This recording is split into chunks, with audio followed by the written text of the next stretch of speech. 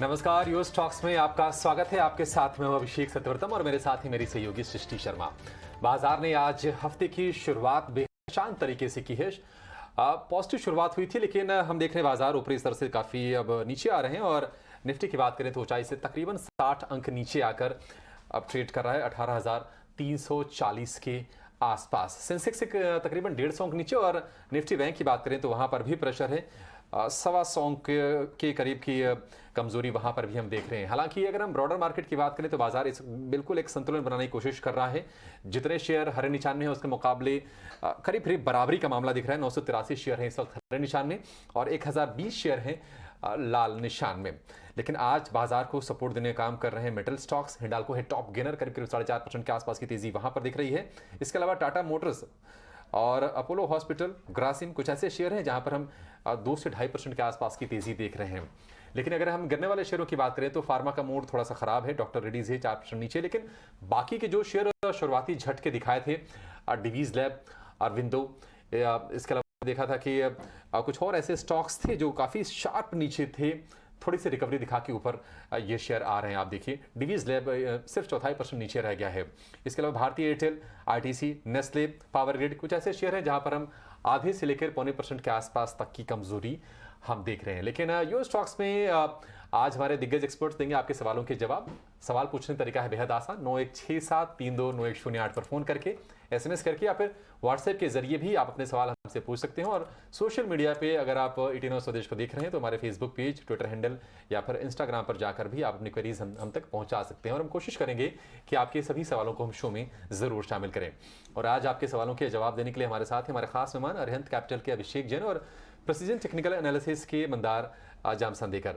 मंदार जी, बहुत शुक्रिया आपका समय देने के लिए। स्वागत है आपका 18 स्वदेश पर। सबसे पहले आपसे ये समझना चाहेंगे मंदार कि देखिए पिछला हफ्ता हमने एक्शन देखा बाजार में, लेकिन आज शांत शुरुआत है। अब सभी की नजर है, उम्मीद है कि इस हफ्ते हम एक नया शिखर हम बनाए बाजार में 18,600 को पार करके। आपको क्या लग रहा है, आंकड़े क्या सजेस्ट कर रहे हैं बाजार के? क्या इस हफ्ते वो लेवल हासिल होगा या फिर थोड़ा सा इंतजार अभी लंबा चलेगा?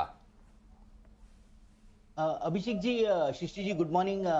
देखिए, बेसिकली मार्केट में अंडर करंट तो है, यानी हमने देखा है कि जब भी मार्केट में सेलिंग देखने को मिलता है तो नीचे की तरफ से बाइंग आता है और मार्केट फिर से एक बार ऊपर की लेवल्स को छू लेता है। तो इस तरीके का जो ट्रेंड है ये कंटिन्यू होगा। अब सिर्फ आज की जो लेवल है, यानी जिस लेवल पे फिलहाल हम ट्रेड कर रहे हैं, यहाँ पे रेजिस्टेंसेस हैं। यानी निफ्टी की अगर बात करें तो निफ्टी ऑल टाइम हाईज तो अभी तक कर नहीं पाया है, ऊपर की तरफ रेजिस्टेंस आ रहा है। और उसमें क्या हुआ है कि फ्राइडे के दिन एक 200 पॉइंट का गैप छोड़ के मार्केट गैप अप हुआ था, तो उसके वजह से मुझे लगता है कि आज थोड़ा सा फर्स्ट हाफ में हमें की तरफ थोड़ा सा वीकनेस देखने को मिल रहा है। ऊपर की तरफ बाइंग सस्टेन नहीं हो रहा है। अगर वो सस्टेन हो जाता है तो ऑल टाइम हाई तो हम कर ही लेंगे। यानी आपका जो सवाल है कि मार्केट ऑल टाइम हाई कब करेगा, तो मुझे लगता है कि 1-2 हफ्तों में मार्केट में ऑल टाइम हाई तो बनना ही चाहिए, उसमें कुछ दिक्कत वाली बात है नहीं, अंडर करंट पॉजिटिव है। अब फिलहाल जो है यूएस मार्केट से, ग्लोबल मार्केट से जो क्यूज आ रहे हैं वो भी इनडिसीजन तरीके के हैं और इसलिए वो इनडिसीजन हमें आज की बाजार में हमें देखने को मिल रहा है। ये स्क्रिप्ट स्पेसिफिक मार्केट है क्योंकि जो डोमेस्टिक ट्रिगर्स हैं वो अर्निंग्स में ही है। तो अर्निंग्स में जिस तरीके के अर्निंग्स आ रहे हैं उस तरीके का स्क्रिप्ट में हमें इंडिविजुअल स्टॉक्स में हमें मूवमेंट देखने को मिल रहा है। और वो इंडेक्स को कब हेल्प करेगा तो मुझे लगता नहीं है कि इमीडिएट होगा, लेकिन यस, अगले 2 हफ्तों में बाजार ने एक ऑल टाइम हाई जरूर करना चाहिए। तो ये था इंडेक्स को लेके नजरिया। पर चलिए आपके सवाल जवाब का सिलसिला जो है अब शुरू करते हैं। सबसे पहले कॉलर हमारे साथ पंजाब से फोन लाइन संदीप जी जुड़ चुके हैं। नमस्कार, बताइए किस स्टॉक पे राय जाननी है? संदीप, नमस्कार मैडम जी।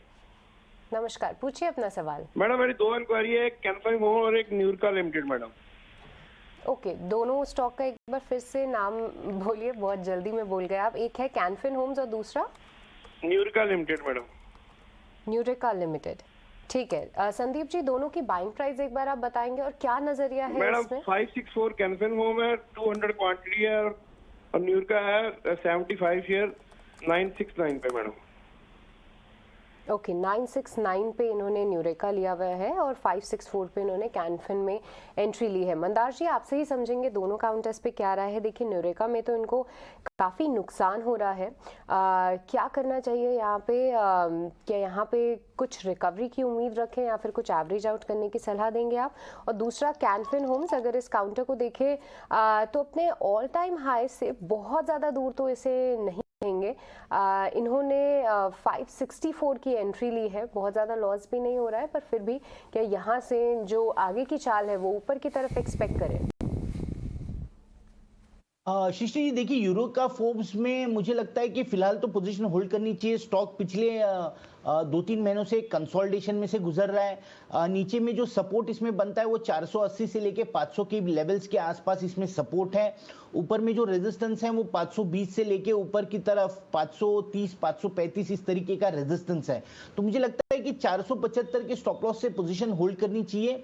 एक बार 535 का अगर ये जो रेजिस्टेंस है ऊपर में वो ब्रेक कर देता है तो उसके बाद मुझे लगता है 700 से 750 तक की इसमें मूव बन सकती है। लेकिन ये कंसोलिडेशन और कुछ दिनों तक चलेगा, इसलिए फिलहाल तो होल्ड है। 475 के स्टॉप लॉस से होल्ड करना है। और जो दूसरा स्टॉक है कैनफिन होम्स में एक पॉजिटिव बात यह है कि हाल ही में यानी लास्ट वीक इसमें एक रेजिस्टेंस बना हुआ था 530 के आसपास, वो ब्रेक करके ये स्टॉक ऊपर चला है। तो जब तक इस लेवल के ऊपर बना रहता है तब तक इसमें पॉजिटिव व्यू रहेगा। जो ऊपर की तरफ रेजिस्टेंस है यानी एक फास्ट मूव कब आएगी तो 540 का इसमें एक रेजिस्टेंस बनता है। 540 का लेवल अगर ये ब्रेक करके ऊपर चलता है तो उसके बाद वाला जो मूव है वो बहुत ही फास्ट होगा। 580 से लेके 600 तक के इसमें ऊपर की तरफ शॉर्ट टर्म वाले टारगेट्स बन सकते हैं।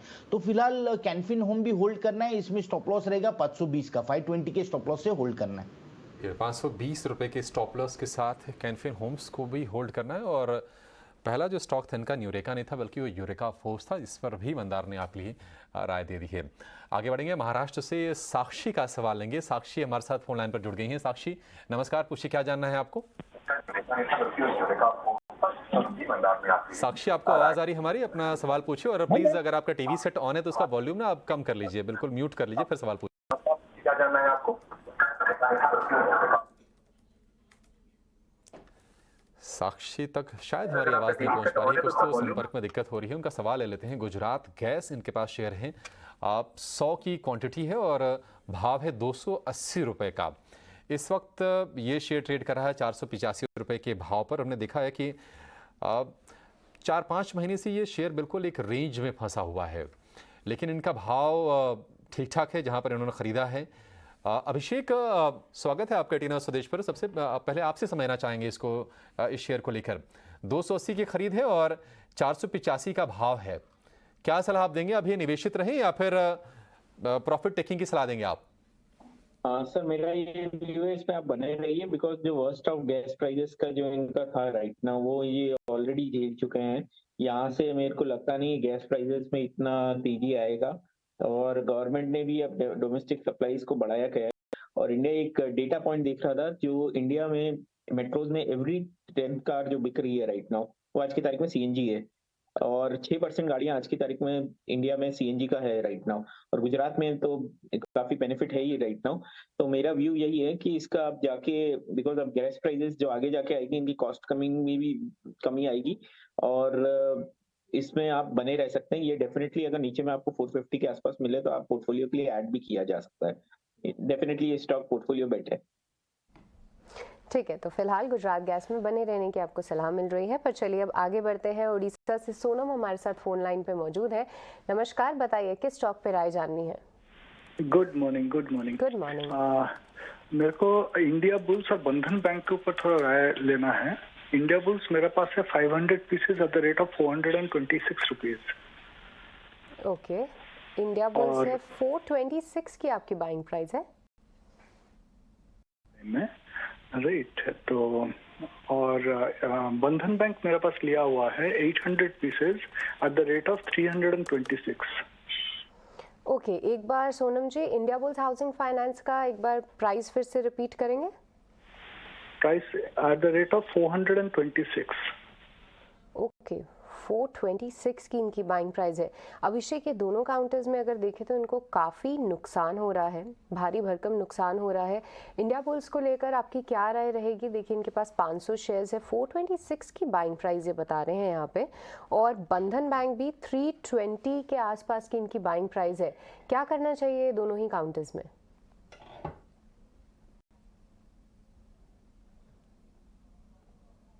अभिषेक, क्या ये दोनों काउंटर्स पे आप इनको गाइड कर पाएंगे? मैम हाँ, डेफिनेटली बंधन बैंक पे है ना, हमारा व्यू ये है कि अगर आप देखेंगे जितनी भी एमएफआईज हैं राइट नाउ, जो काफी अच्छे नंबर्स आए हैं, अकेला बंधन बैंक ने अंडर परफॉर्म किया है, और इसके भी जो रीजंस है राइट नाउ, वो ऐसा लगता है मेरे को कि अभी ये, अगर आपका 1 से 2 साल का व्यू है तो डेफिनेटली ये स्टॉक्स में आप थोड़ा ले सकते हैं राइट नाउ 200 के नीचे के।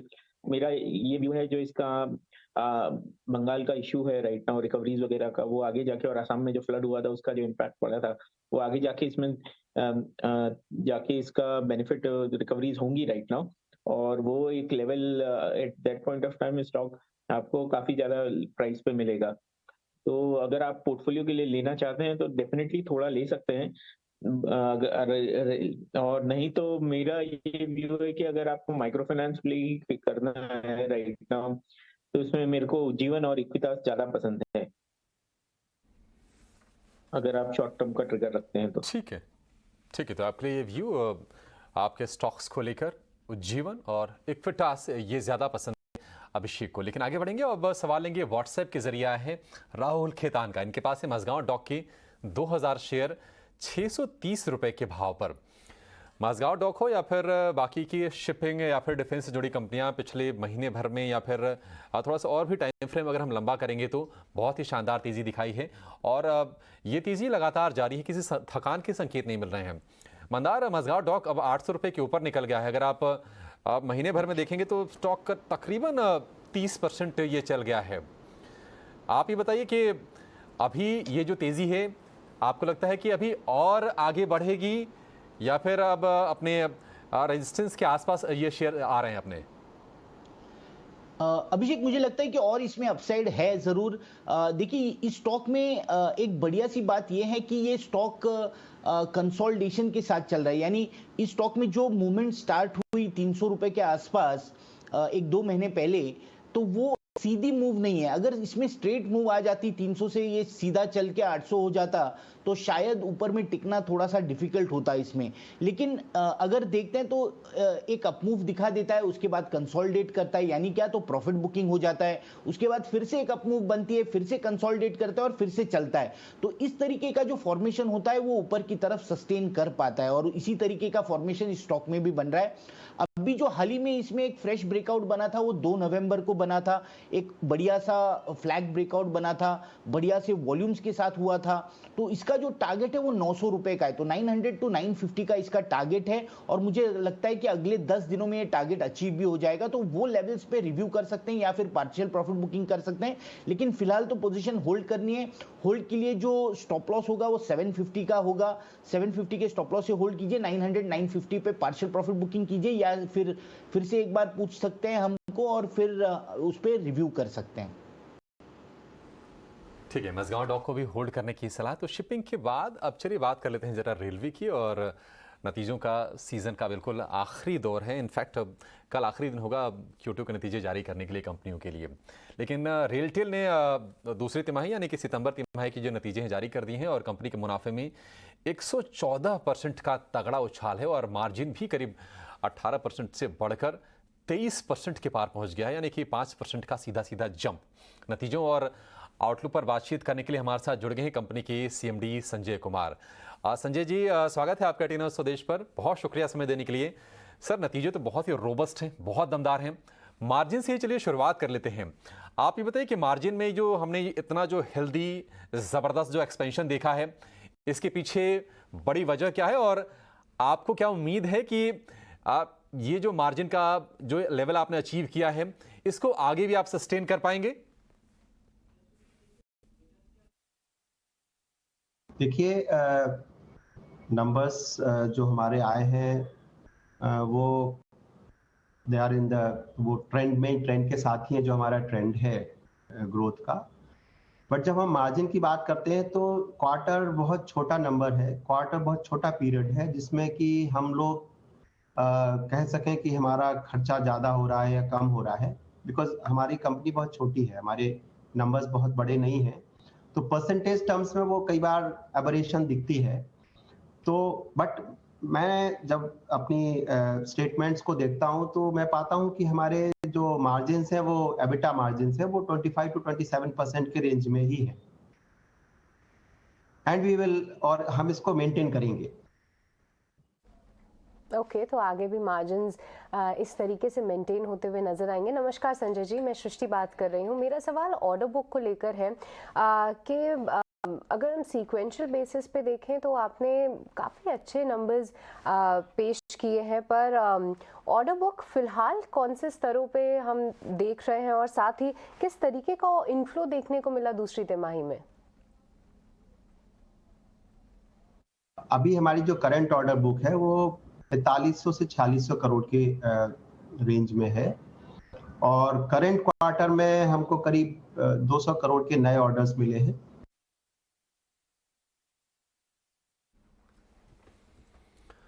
संजय जी, अगर हम बात करें अगर आपकी सेगमेंट की, तो जो टेलीकॉम कंपनीज हैं उनके लिए अब ब्रॉडबैंड जो है वो एक अगला ग्रोथ का ट्रिगर होने वाला है। हम देख रहे हैं कि 5G भी आ गया है, हालांकि कंपटीशन भी इस सेक्टर में बढ़ रहा है।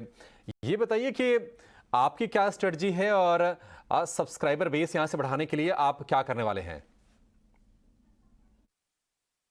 देखिए, अभी हमारे जो सब्सक्राइबर नंबर्स हैं वो क्लोज टू 5 lakhs है, और हमारा टारगेट इस साल के लिए 6 लाख कस्टमर्स का है, 6 लाख सब्सक्राइबर्स का है। तो रफली आई कैन से कि 20% की ग्रोथ हमारी रहेगी। कंपटीशन बहुत ज़्यादा है, बी ऑन टैरिफ साइड, या हम बात करें रीच की, या हमारे पार्टनर्स के बीच में भी जो पार्टनर्स हैं उनके लिए भी ISPs दे आर फाइटिंग। हमारी जो आरपू है वो 550 रुपए के आसपास है और ये मेंटेन रहेगी। ठीक है, तो आरपू मेंटेन होते हुए नजर आएगी। पर संजय जी एक फॉलो अप क्वेश्चन, क्योंकि अगर हम आपके टार बिजनेस को स्पेसिफिकली देखें तो कहाँ पे अभी कितने टार्स कंपनी की तरफ से लगाए गए हैं और इनका टेनेंसी रेशियो किस तरीके से निकल कर आ रहा है, क्योंकि 5G लॉन्च तो हो चुका है और आगे चल के इसको देखते हुए टार फुटप्रिंट जो है कैसे से एक्सपैंड हो सकता है और इसके चलते हम टेनेंसी रेशियो को इंक्रीज होते हुए कैसे देख सकते हैं? आपकी क्या एक्सपेक्टेशन है कि रेवेन्यू इनफ्लो किस तरीके से हो सकता है इन पूरे टार एक्सपेंशन प्लान्स को लेके? अभी हमारे करीब 1000+ नंबर टावर्स हैं और हमारा जो टेनेंसी रेशियो है वो 1.5 के रेंज में है। तो 5G के प्रोलिफरेशन के साथ हम उम्मीद करते हैं कि ये रेशियो 2 के रेंज में जाएगा। अगले साल से 1.5 साल के पीरियड में हम उम्मीद करते हैं कि हम कम से कम 500 टावर्स ऐड करेंगे, और उसकी रेवेन्यू फ्लो, उसके लिए हमने एक एक्सप्रेशन ऑफ इंटरेस्ट ऑलरेडी किया हुआ है, जिसमें हमने प्राइवेट इन्वेस्टमेंट इनवाइट किया है प्राइवेट इन्वेस्टर्स से। हमें उम्मीद है कि लगभग साल के बाद हमें रेवेन्यू फ्लोज इसकी दिखने लगेंगी। ठीक है संजय जी, एक आखिरी सवाल और उसका जवाब जानना चाहेंगे आपसे, और इस पर हमारे दर्शकों की खास तौर से नज़र भी होगी। आप ये बताइए कि देखिए अब 6 महीने तो इस फाइनेंशियल ईयर के ख़त्म हो गए, यहाँ से अगला अब 6 महीना आप किस तरह से देख रहे हैं? क्या टारगेट्स आपके रहने वाले हैं, और रेवेन्यू ग्रोथ का गाइडेंस और प्रॉफिट मार्जिन का गाइडेंस क्या होगा यहाँ से?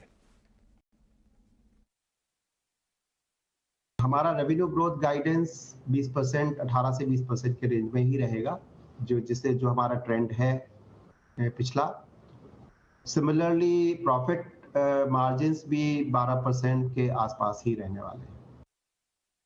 ठीक है, इसी के साथ संजय जी आपका बहुत बहुत शुक्रिया हमारे साथ जुड़ने के लिए और दर्शकों को बताने के लिए क्या है कंपनी क्या के ग्रोथ प्लान्स और साथ ही फाइनेंशियल्स में किस तरीके से ग्रोथ की हम उम्मीद करें। पर अभिषेक, आप 6 महीने आगे की बात कर रहे थे, पर पिछले 6 महीने में रेलटेल ने अपने इन्वेस्टर्स को अच्छा रिटर्न दिया, करीब 30% ये स्टॉक भागता हुआ नजर आया है और आगे चल के भी कंपनी कह रही है कि 5G में इनका टेंडेंसी रेशियो इंक्रीज मौके होगा। दिख रहे हैं सृष्टि सेक्टर में, क्योंकि देखिए 5G को लेकर काफ़ी ज़्यादा बॉयंसी है, काफ़ी उत्साह है और रेलटेल एक तरह से देखा जाए तो बहुत इनका सॉलिड बिजनेस है। बाकी अगर आप IRCTC को छोड़ दें तो रेलवे में बहुत सारी कंपनी लिस्टेड हैं, लेकिन वहाँ पर आपको 9 के बराबर रिटर्न दिखेंगे। लेकिन रेलटेल में देखिए अच्छी ग्रोथ है, 28% के आसपास की तेज़ी, और रेलवे सेगमेंट की अगर कोई कंपनी इस तरह की ग्रोथ दिखाए तो मानना चाहिए कि हाँ ज़रूर कुछ वहाँ पे अच्छा हो रहा है। हालांकि नियर टर्म में कंपनी काफ़ी स्टैग्नेंट है कि मार्जिन्स, प्रॉफिट ग्रोथ जो है इन्हीं स्तरों पे आती हुई दिखेगी, पर आगे देखिए तो सब्सक्राइबर एडिशन का साल के 6 महीने में ही वो 20% ग्रोथ की उम्मीद कर रहे हैं। 5 लाख से 6 लाख सब्सक्राइबर लेकर आएंगे और साथ ही अपने जो टावर बिजनेस है उसमें आगे चल के 1 से 1.5 साल में 500 टावर्स जो है कंपनी खड़े करती हुई नजर आएगी। एक बार समझते हैं अभिषेक जी आपसे कि आपने मैनेजमेंट को सुना और साथ ही इस बार नतीजे भी देखे, क्या राय रखते हैं आप रेलटेल पे? यहाँ से भी इन्वेस्टर्स को अच्छी तरीके से रिटर्न्स देने के लिए इस पे दाव खेल सकते हैं? मैम, अगर आप आपसे अभी 2 महीने पहले जब स्टॉक 100 रुपए के नीचे था, तब मैं आप ही के चैनल पे सुबह 8:30 के शो में ये स्टॉक आईडी के रूप में तब रिकमेंड किया था। तो ये मेरा व्यू ये है कि railway as a story next 1 साल काफी अच्छा रहेगा, जिस हिसाब से काम चल रहा है। और रेलवे का जो आज रेलटेल का सबसे बड़ा जो मेरे को अपॉर्चुनिटी लगती है वो B2C बिजनेस में लगती है। जो B2C बिजनेस में आगे जाके ये जो आप इंटरनेट ऑन डिमांड सेवा जो लॉन्च करेंगे क्लाइंट्स के लिए, वो एक बहुत बड़ी अपॉर्चुनिटी होगी। नंबर्स काफी अच्छे थे, नंबर्स मैनेजमेंट ने जो गाइड किया था उससे बेहतर नंबर दिए थे। और आगे जाके मुझे भी ये लगता है कि रेलटेल अभी भी काफी डिस्काउंट पे चल रहा है। रेलटेल, इरकॉन दोनों स्टॉक मैंने आप ये और RVNL तीनों स्टॉक्स पे आप पॉजिटिव व्यू बना कर सकते हैं। ओनली इशू यही है कि इन स्टॉक्स में कुछ पॉइंट पे दीपाम का जो ये था कि आगे जाके दिल भी एक FPO आ सकता है, अगर वो आप छोड़ेंगे तो अगर आप उसके अलावा ये स्टॉक्स में आप डेफिनेटली, मैं यही चाहूंगा कि जैसे जो इन्होंने जो फ्री वाईफाई लगाने का 5600 स्टेशन पे किया है राइट नाउ, और आगे जिसमें से 415 ऑलरेडी गूगल के साथ इन्होंने टाइप किया हुआ है, उसका बेनिफिट भी मिलेगा। मेनली यही है रेलटेल का आज की तारीख में जो सेगमेंट है वो मार्केट लीडर है अपने में, और ये स्टॉक्स में आप बने रह सकते हैं। मेरा व्यू यही है कि नीचे के लेवल पे खरीदी, थोड़ा नीचे आने दीजिए, पर डेफिनेटली पोर्टफोलियो बैठा है 115 रुपए के आसपास आता है तो रेलटेल पोर्टफोलियो लाइक स्टॉक है और 115 रुपए का लेवल आपको अगर फिर से दिखता है तो एंट्री का एक बेहतर मौका आपके लिए होगा रेलटेल के शेयर में। आगे बढ़ेंगे, अगला सवाल आया है वाराणसी सृष्टि आपके शहर से। आनंद कुमार का सवाल है, इन्होंने व्हाट्सएप किया है, इनके पास है NTPC की 3000 शेयर 160 रुपए के भाव पर। NTPC वैसे तो स्लो मूवर है, लेकिन अगर हम इस साल की बात करें तो ठीक ठाक, जिसको हम ठीक ठाक कह सकते हैं, वो रिटर्न दिया है अपने निवेशकों को। 160 की खरीद है, लेकिन 172 पर अभी ट्रेड कर रहा है, प्रति शेयर 13 रुपए के आसपास का मुनाफा हो रहा है। मंदार, NTPC कैसा लग रहा है आपको इसका स्ट्रक्चर, और क्या उम्मीद करें कि यहाँ से भी तेजी बनेगी आगे अभी? और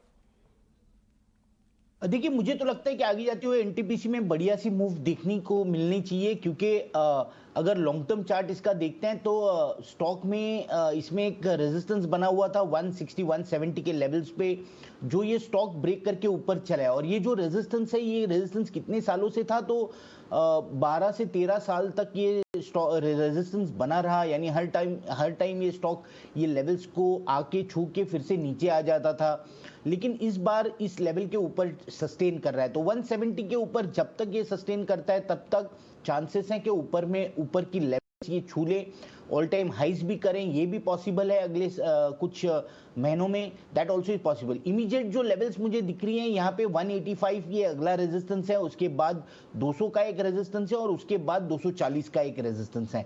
तो ये आगे वाली लेवल्स हैं। जो एग्जिस्टिंग पोजीशन है उसके लिए 158 का स्टॉप लॉस होना जरूरी है, 158 के स्टॉप लॉस से होल्ड कीजिए। और ये जो रेजिस्टेंसेस मैंने अभी बताया 185, 200 और 240, ये लेवल्स पे थोड़ा प्रॉफिट बुकिंग करके थोड़ा प्रॉफिट जेब में डाल सकते हैं, और बाकी की जो पोजीशन है वो ट्रेलिंग स्टॉप लॉस के साथ कैरी कर सकते हैं।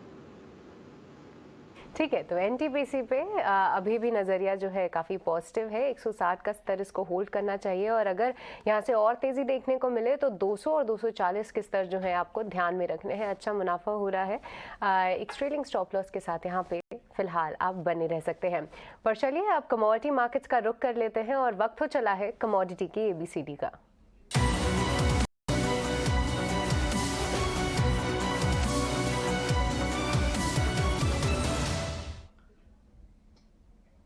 तो हर दिन हम आपके लिए कमोडिटी मार्केट से जुड़ी हुई बारीक बातों को आसान भाषा में समझाने की कोशिश करते हैं और रोज की तरह जुड़ गए हैं हमारे सहयोगी विश्व मोहन जी। तो विश्व मोहन जी, आज क्या है कमोडिटी की ABCD में? देखिए, दिवाली के हफ्ते के बाद से ही गोल्ड में एक अच्छी तेजी देखने को मिल रही है, अच्छी रिकवरी। तो लोगों के मन में हमेशा ये सवाल रहता है कि गोल्ड के प्राइसेस तय कैसे होते हैं। तो आज कमोडिटी के ABCD में हम यही बताने की कोशिश करेंगे।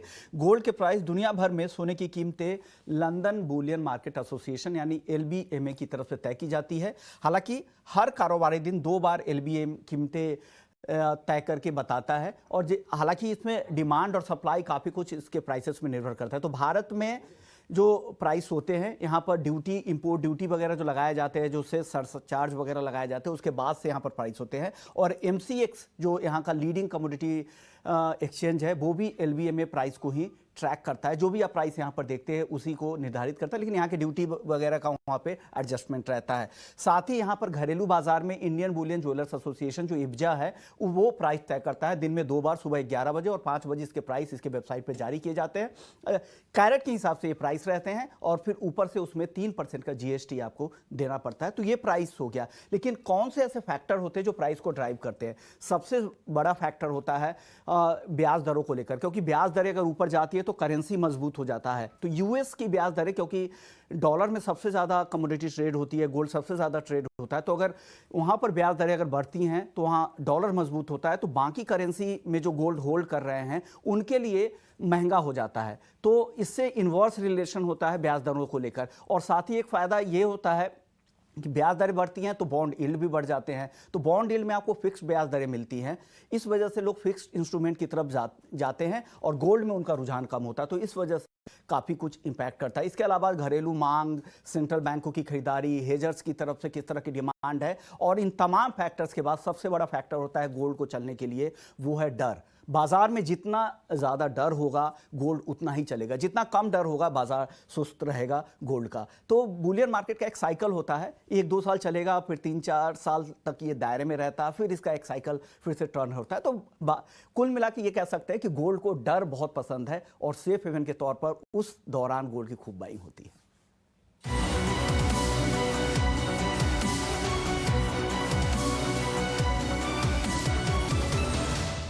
जुड़ गए हैं हमारे साथ फोन लाइन पर कुलदीप। गुड मॉर्निंग, पूछे क्या जानना है आपको? मुझे जानना, मेरे पास साउथ इंडियन बैंक के मैंने 500 शेयर खरीदे थे जी, 10 रुपया 5 पैसे में। 10 रुपये 5 पैसे में आपने खरीदे थे और देखिए अब तकरीबन 1.5 गुना तो हो गया है कुलदीप। तो मन में क्या हो रहा है आपके कि अब फायदा ठीक ठाक हो गया, अब इससे निकलने का इच्छा है क्या आपकी? नहीं, मैं तो लॉन्ग टर्म के लिए, अगर रखना हो तो रख सकता हूँ, नहीं तो फिर। कब आपने लिया था शेयर कुलदीप? अभी लिया था कोई 2 महीना पहले। 2 महीने पहले साउथ इंडियन बैंक जैसा शेयर अगर 10 वाला अगर 14.5 का हो जाए तो मंदार इसको तो काफ़ी तेज़ रनअप ही कहना चाहिए। यहाँ से आगे के अपसाइड्स क्या आपको भी दिख रहे हैं और अभी चलेगा शेयर, या फिर सही भाव पे एंट्री हो गई, अब सही भाव पे शेयर है, अब निकल जाना चाहिए? अभिषेक जी, देखिए दोनों चीजें हैं, यानी पिछले 5-6 महीने का चार्ट अगर देखते हैं तो इसमें फास्ट मूव भी बनी, जैसे आपने कहा 7-7.5 रुपए से ये स्टॉक 15-15.5 रुपए तक चला, तो डबल भी हो चुका है। तो ये एक बात है।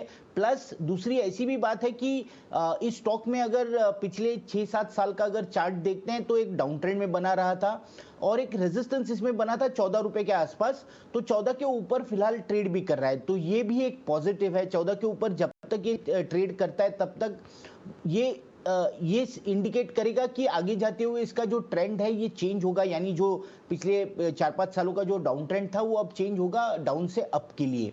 तो ये दोनों बात है। तो मुझे लगता है कि यहाँ पे थोड़ा सा प्रॉफिट बुकिंग करना चाहिए, क्योंकि नीचे के स्तरों पे बाय किया हुआ है। यहाँ पे पार्शियल प्रॉफिट बुकिंग कीजिए और बाकी की जो पोजीशन है वो 13 रुपए के स्टॉप लॉस से होल्ड कीजिए। ऊपर की तरफ मुझे लगता है कि अगले कुछ महीनों में 18 रुपए से 20 रुपए तक के इसमें टारगेट्स बनेंगे, और 3 से 5 साल का अगर व्यू रखते हैं तो उसके ऊपर वाले भी टारगेट्स बन सकते हैं, यानी 26 से लेके 27 के भी टारगेट्स बन सकते हैं। लेकिन फिलहाल पार्शियल प्रॉफिट बुकिंग कीजिए और एक ट्रेलिंग स्टॉप लॉस रखिए 13 रुपए पे। 13 रुपए पे एक स्टॉप लॉस मेंटेन करना है और इसमें आप थोड़ा प्रॉफिट ज़रूर बुक कर सकते हैं, पर आगे के लिए जो ट्रेंड और नज़रिया है वो अभी भी पॉजिटिव साइड पे है, पर एक स्टॉप लॉस लगाना काफ़ी अनिवार्य हो जाता है साउथ इंडिया बैंक पे।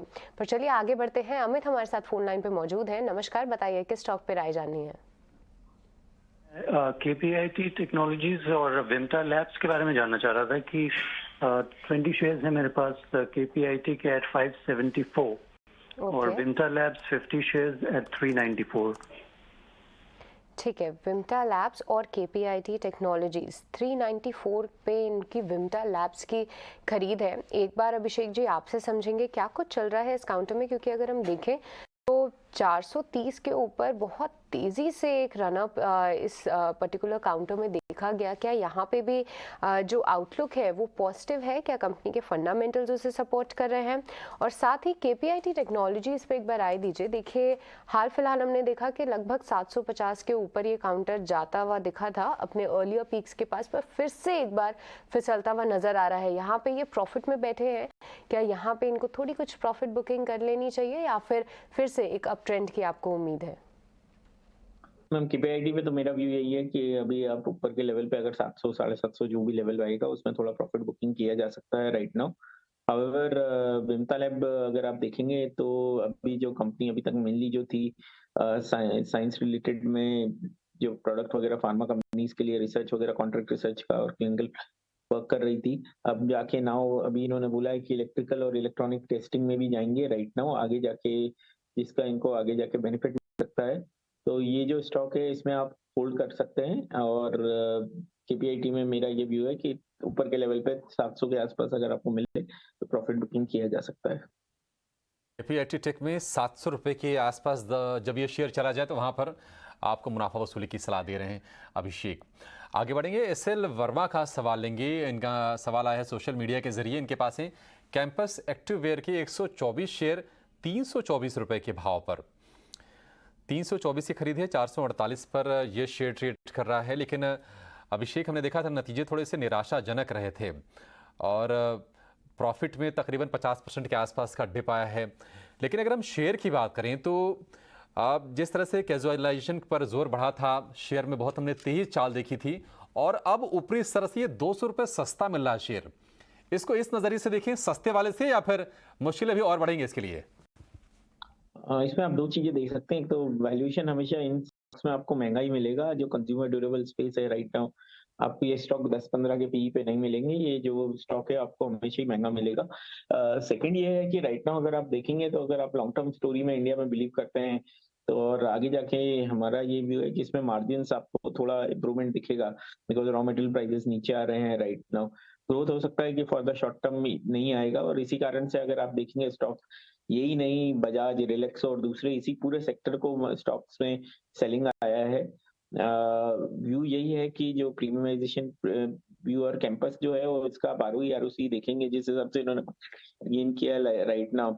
इसका एवरेज सेलिंग प्राइस अगर आप देखेंगे लास्ट एक साल में 5% बढ़ा है और इसके अलावा इसमें जो काम किया था कंपनीज ने आगे, क्योंकि आज जो इसका कंपनी जब हम मैनेजमेंट से मिले थे तो हमारा ये अंडरस्टैंडिंग है कि इसमें सबसे बड़ा कंपटीशन जो है वो 1000 से 1500 में जो आज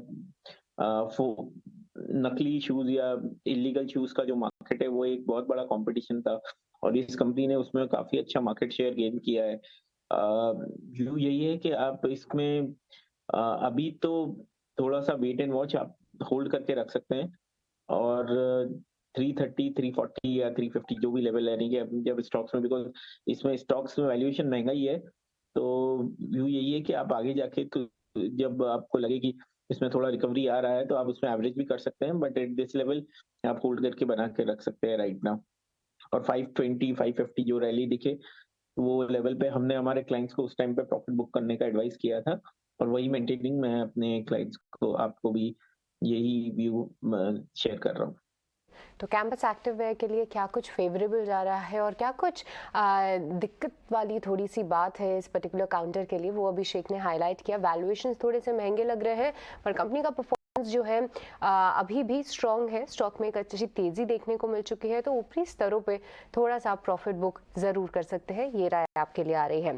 पर चलिए आगे बढ़ते हैं, अगले कॉलर हमारे साथ जयपुर से फोन लाइन पे प्रकाश जुड़ चुके हैं। नमस्कार प्रकाश, बताइए किस स्टॉक पे राय जाननी है? मैम मेरे पास वोकार्ट फार्मा है 350 शेयर, रेट है 360 का और जनवरी से है मेरे पास, जनवरी 22 से। ओके, जनवरी 22 से आपने इस काउंटर में एंट्री ली। प्रकाश, क्या मैं जान सकती हूँ कि क्या कुछ स्टडी करके आपने वोकार्ट फार्मा में लिया था? क्योंकि थोड़ा सा अगर इस कंपनी के फंडामेंटल्स को रीड करें तो बहुत ज़्यादा ग्रोथ के ट्रिगर्स अभी तक नहीं बताए हैं। समझना चाहेंगे कि क्या समझ के आपने इसमें एंट्री ली थी? नहीं, उस समय ये थोड़ा हाई जा रहा था, 400 समथिंग था मेरा लिया, फिर एवरेज करते मैं 360 पे आ गया था। पहले 400 आ रहा था, 440 तक जा रहा था, फिर मैंने कुछ इन्वेस्टमेंट के हिसाब से ले लिया, बन गया 404 मैंने हो जाएगा। तो अब मैं ये जानना चाहता हूँ, मुझे रुकना चाहिए, मैं 6-8 महीने रुक सकता हूँ, रुकना चाहिए या निकल जाना चाहिए या एवरेज करना चाहिए?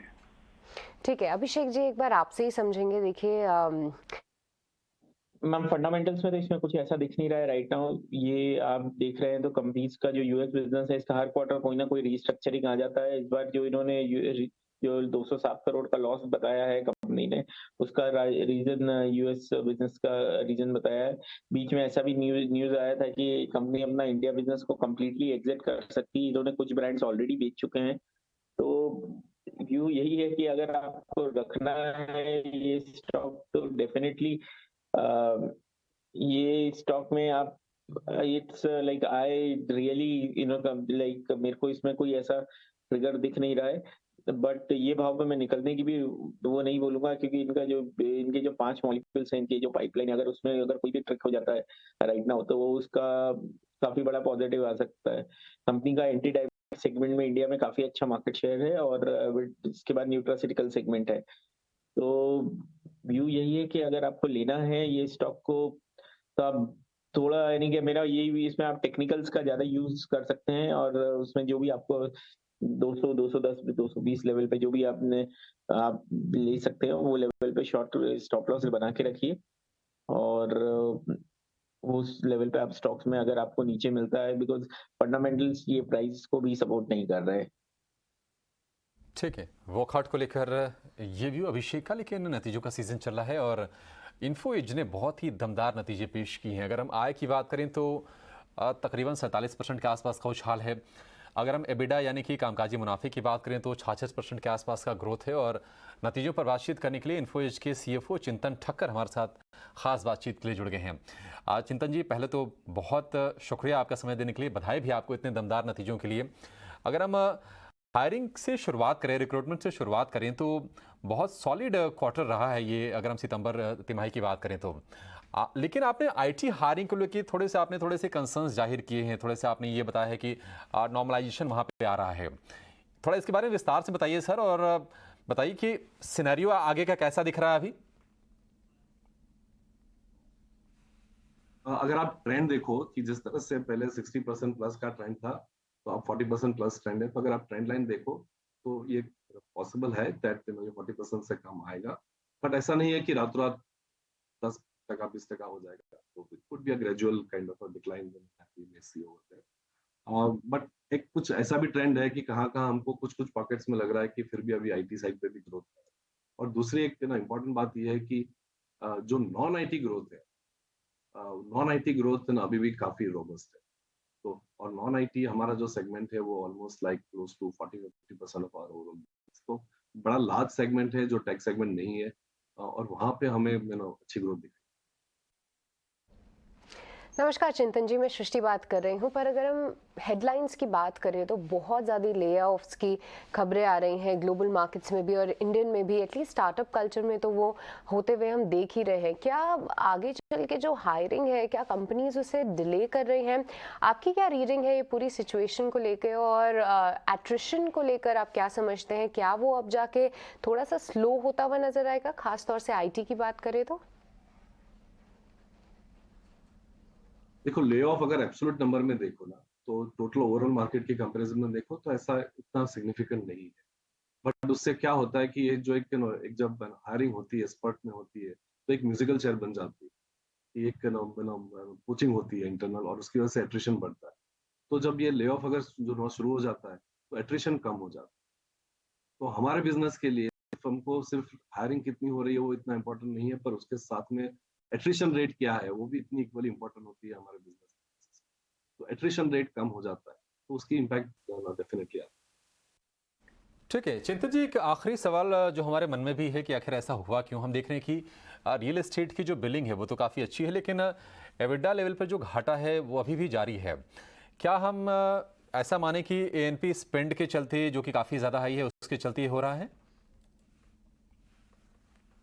तो एड स्पेंड जो आपको लग रहा है जो ज्यादा है, क्योंकि business right now growth stage पे है, और हमें लग रहा है कि रियल एस्टेट वर्टिकल में हम देख रहे हैं पिछले कम से कम 3 क्वार्टर से कि हमें उसमें ग्रोथ रेट ज्यादा दिख रही है, और ऐसा लग रहा है कि ये is the beginning of a long growth cycle in real estate market. तो हम इसमें इन्वेस्ट कर रहे हैं and will continue to invest, because वहाँ पे हमें लीडरशिप पोजीशन पहले गेन करनी है। प्रॉफिट का हम बाद में सोचते हैं। अगर हम चाहे तो प्रॉफिट हम ये क्वार्टर को भी कर सकते हैं, बट हमारा ये इंटरनल ऑब्जेक्टिव नहीं है। हमारा ऑब्जेक्टिव ये है कि हम कैसे फास्ट एंड फास्टर ग्रो करें और कैसे लीडरशिप पोजीशन को अपने आगे बढ़ाएं।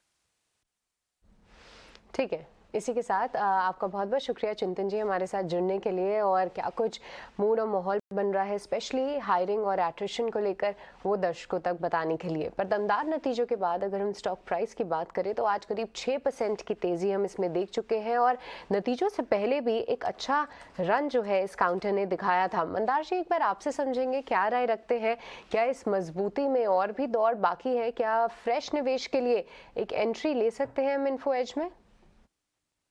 सृष्टि जी, देखिए, एक फ्रेश ब्रेकआउट तो इसमें फ्राइडे के दिन ही बना था, जब ये स्टॉक 4050 का लेवल ब्रेक करके ऊपर चला। अब मुझे लगता है कि जिस तरीके का मोमेंटम हमें फ्राइडे और आज के दिन में दिख रहा है, जिस तरीके के वॉल्यूम से स्टॉक ट्रेड कर रहा है, ये मोमेंटम कंटिन्यू होगा ऊपर की तरफ। इसमें शॉर्ट वाले जो टारगेट्स हैं वो 4600 से लेके 4700 तक के इसके टारगेट्स बन सकते हैं। एक फ्रेश लॉन्ग पोजीशन अगर इसमें बनानी हो तो 4200 का इसमें स्टॉप लॉस होना जरूरी है, और ऊपर में 4600 और 4700 का टारगेट रख के एक शॉर्ट टर्म में ट्रेड बना सकते हैं। ठीक है, इन्फो एज को लेकर ये सलाह मंदार की, लेकिन एक इन्फॉर्मेशन क्या, एक तस्वीर हम शेयर करना चाहेंगे दर्शकों के साथ, और ये तस्वीर है मंदार जी की बचपन की। आज है बाल दिवस, पूरे देश में मनाया जा रहा है, और इसी बहाने जो बड़े बुजुर्ग हैं वो भी अपने बचपन को याद कर रहे हैं। स्क्रीन पे तस्वीर देखिए, बैट थामे ये हैं मंदार जी, जो कि आजकल बाजार में चौके छक्के लगाते हैं, लेकिन बचपन में शायद उनको क्रिकेटर बनने का शौक था। मंदार जी, कब की तस्वीर है ये, और क्या प्रॉपर आप ट्रेनिंग वगैरह भी लेते थे क्या क्रिकेट की? अभिषेक जी, हाँ सर, ये 6th स्टैंडर्ड की तस्वीर है, और तब मैं प्रॉपर कोचिंग करता था, और ऑब्जेक्टिव एक ही था कि देश के लिए क्रिकेट खेलना है, लेकिन वो कुछ हो नहीं पाया। नहीं सर, चलिए, आप क्रिकेट खेलते तो भी आप देश की सेवा करते, अभी आप तमाम लाखों करोड़ों लोगों की सेवा कर रहे हैं अपने इन्वेस्टमेंट आइडियाज़, अपने ट्रेडिंग टिप्स के जरिए। आपने वैसे